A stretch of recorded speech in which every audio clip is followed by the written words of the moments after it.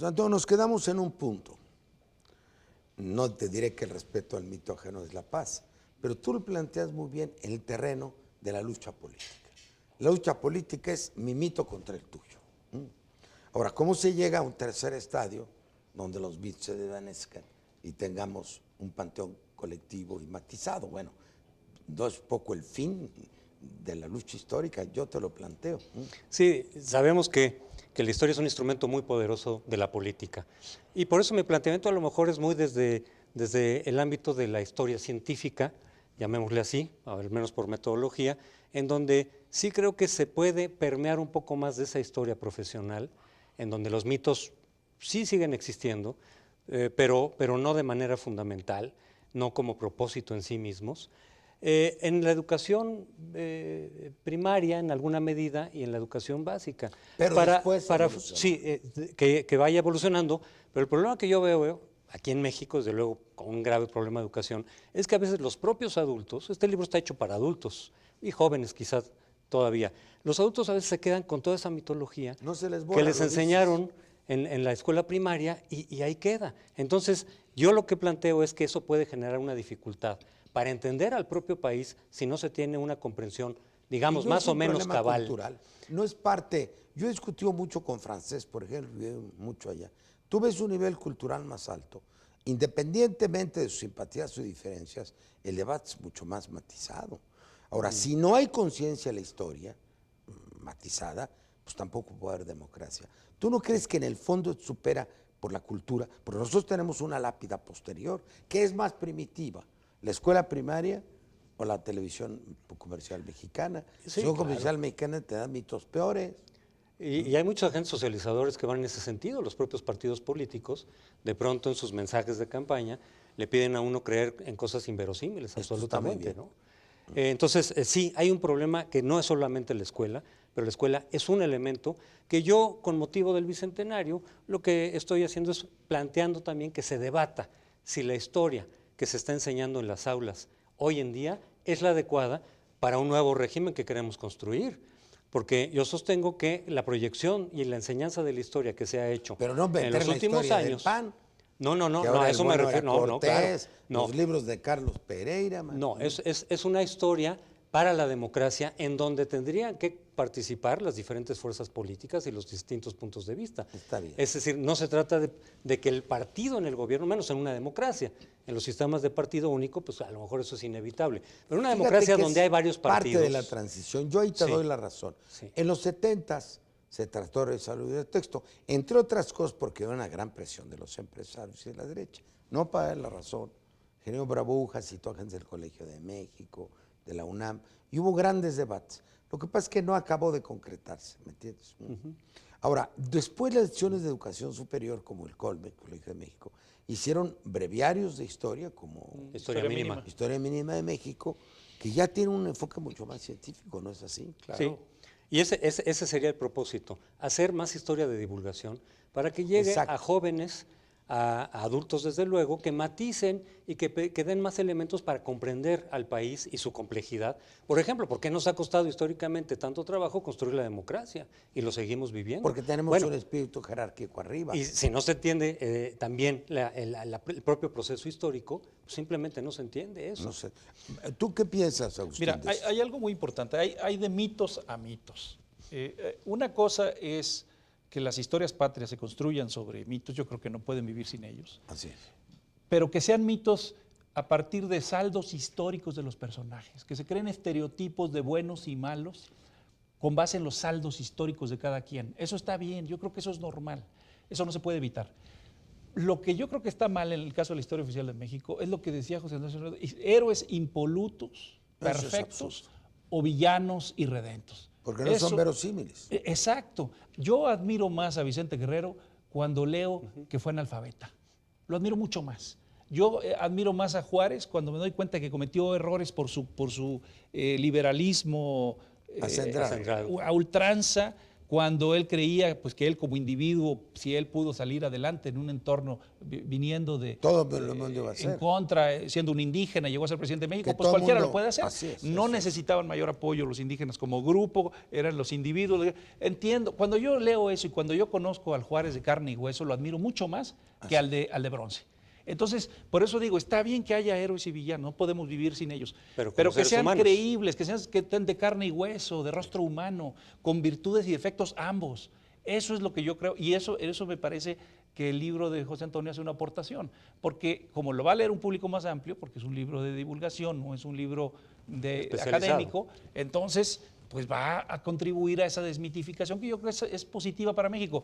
Tú decías, Porfirio, hace rato, el choque con la Iglesia, la necesidad de enfrentar esos mitos divinos de la Iglesia con unos mitos muy poderosos, equivalentes, seculares.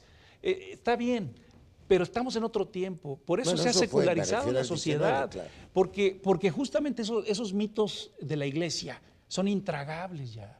Por eso se ha ido perdiendo también esos adeptos, por eso la Iglesia Católica en particular ha ido perdiendo fieles, porque no se tragan ya esas cosas. Entonces, razón de más para humanizar a nuestros mitos. Y no perder el espíritu crítico. Claro. Porque si con algo combatimos a los poderes absolutos fue con el espíritu crítico. Si lo perdemos, estamos practicando un neoabsolutismo. ¿Esa sería tu idea? Sí, desde luego. A mí me parece que precisamente la historia se enseña sin elementos críticos, es decir, sin fomentar la crítica. Hay que hacer la crítica a un héroe y eso no le va a quitar que terminemos admirándolo y reconociéndole sus aportes. Claro. Es decir, bueno, Juárez cometió tales y tales errores, no es impoluto, sin embargo el saldo es totalmente positivo, claro, ahí exacto, estamos de acuerdo. Exacto. Y tampoco demerita mucho el decir, incluso para la visión que podamos tener de nuestro país, el que, por ejemplo, Miramón haya sido niño héroe, nada más que no murió, pero estuvo ahí en Chapultepec. Está muy bien ese punto, ese me interesa mucho. El que estuvo del otro lado, no por eso dejó de tener cualidades humanas. Y amor por la patria muy a su estilo. Hay conservadores humanamente muy valiosos. ¿Sí? Ahora, yo no diré que Miramón tenía razón históricamente. No. Si yo viviera en esa época, convertiría a Miramón. Pero cuidado, hay que estudiar a Miramón. Claro. Sí, es un personaje muy interesante de la historia de México. Igual, no la reivindicación, sino la comprensión de Lucas Alamán, por Dios. Y de muchos otros, ¿no? De tantos. Mejía fue un soldado ahí, bueno, fue un oficial que estuvo en la guerra contra los Estados Unidos, pues ¿por qué le tenemos que quitar eso? Santana fue el que dirigió la batalla para expulsar a Barradas, en su intento de reconquista de México. ¿Por qué escatimarle eso? Yo solo eché de menos un personaje en tu libro, José Antonio, que creo que hubiera sido bueno que lo trataras, Fray Servando. En el debate federalismo-centralismo, en el constituyente del 24, la historia oficial endiosa a Ramos Arizpe porque ganó, porque es el federalismo. Eran compas, Ramos Arizpe. Sí, pero ahí fueron los que debatieron, fueron los que se enfrentaron. Centralismo, sí. Claro, pero aunque Fray Servando no era un centralista, ¿Cómo iba a hacerlo? Así lo presenta la historia oficial, pero no era un centralista. Es una historia de una simplificación. Entonces, sí, ahí hubiera sido bueno meter ese debate. Fray Servando Teresa de Mier fue a defender el territorio español en 8. Sí. Y ahí conoce la Constitución de Bayona, que es anterior a la de Cádiz. Y Bayona, que es la Constitución de Napoleón para España, por vez primera reconoce a los representantes de América en las Cortes. Entonces, él entra en ese proceso evolutivo. Nadie conoció como Teresa de Mier, nadie, la Constitución de Bayona, ni nadie, creo yo, la de Cádiz. Él y Ramos Arizpe con otros son diputados a Cádiz. Entonces eran matices. Claro que no quería una república centralista. Él no quería que se imitara servilmente la Constitución americana. Claro. Pero lo que ocurre es que no había un modelo para un federalismo a la europea. El único que había era el modelo norteamericano. Entonces en Puebla se edita una traducción de la Constitución de Filadelfia y la que reparte. Es decir, ¿cómo se llama? Fray Servando Teresa de Mier, conocedor de los sistemas de descentralización europea, autonomía, lo que platicamos cuando eras embajador en Irlanda, de cómo cada país de Europa tiene descentralización. Él quería una forma mexicana que no se dio porque no había un troquel, pero en el fondo todos querían la descentralización. No es cierto que haya sido centralista. Claro. Oye, y además hay una cosa interesante. En ese debate del discurso de las profecías de Fray Servando, Sí. con Ramos Arizpe, yo digo que está la primera afirmación antidemagógica de la historia de México. Claro. Ramos Arizpe dice en el debate, cuando están discutiendo, dice Ramos Arizpe, no, ni discutamos más, el pueblo de México quiere el federalismo. Y entonces Fray Servando sube a tribuna y le dice, yo le digo a mi amigo Ramos Arizpe, paremos al primer mexicano que vaya pasando aquí afuera de nuestro recinto, preguntémosle qué es el federalismo, y doy mi cabeza si no dice que qué clase de bestia rara es esa. Dice, el pueblo no sabe, ha depositado en nosotros su confianza para que con nuestras luces, dice, somos sus árbitros y compromisarios, no sus mandaderos, dice Fray Servando. Pero ese es el primer debate, digamos, en donde se le echa en cara la demagogia al otro, ¿no? Bueno, a mí me hubiera gustado que trataras ese tema de Fray Servando, Ramos Arizpe, del debate federalista. Bueno, hay tantos. Yo te pediría que tocaras, a propósito, el de Morelos, ¿no? Y el resto de los constituyentes de 14, cuando ellos querían seguir la herencia de Hidalgo, de que México no se iba a independizar, sino iba a preservar en la corona a Fran VII. Y Morelos les dice, quitemos la máscara del fernandismo, ¿te acuerdas? Sí. Entonces, son momentos en que las cosas no son tan simples. Ahora, explicarles a un niño de 7 años me parece... No. Hay que explicarle lo esencial sin mentirle. Sí. Es decir, sin mentirle. Pues se le puede decir a un niño, mira, a mí me pregunta, mi hijita ahora ya tiene 10 años, mira mi amor, en 24 pasaba esto, ¿sí? Ya España había ido concediendo derechos de representación de las colonias. La Constitución de Cádiz permitió la multiplicación de las alcaldías y de las diputaciones provinciales. Ya había muchos electos en la Nueva España, muchos electos, y eso creó un fermento. Entonces, eso iba a ser eclosión. Entonces, tomaron el modelo norteamericano, pero en un proceso distinto, se le puede explicar. La gente quería que hubiera más poder para las provincias, sí, para que no se fuera a romper. Y explicarles, si no hubiera habido alguna forma de federalismo, México hubiera sido Centroamérica. Y explicarle, las divisiones del territorio nacional ocurrieron con constituciones centralistas. Y cuando la invasión norteamericana, muchos estados descontentos porque les quitaron su independencia, se declararon neutrales.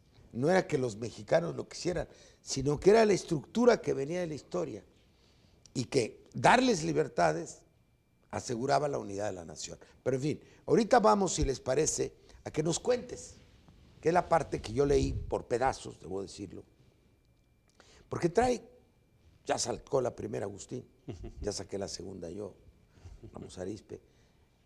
¿Cuáles son tus 2 o 3? De todos son como 9 o 10, ¿no? Casos de la historia de México. ¿No te quieres probar esto? ¿Por qué no se los platicamos a la gente? Escoge, tienes un corte para escoger 2. Y luego en la final escoges otros 2, o 3 y 2, como tú quieras.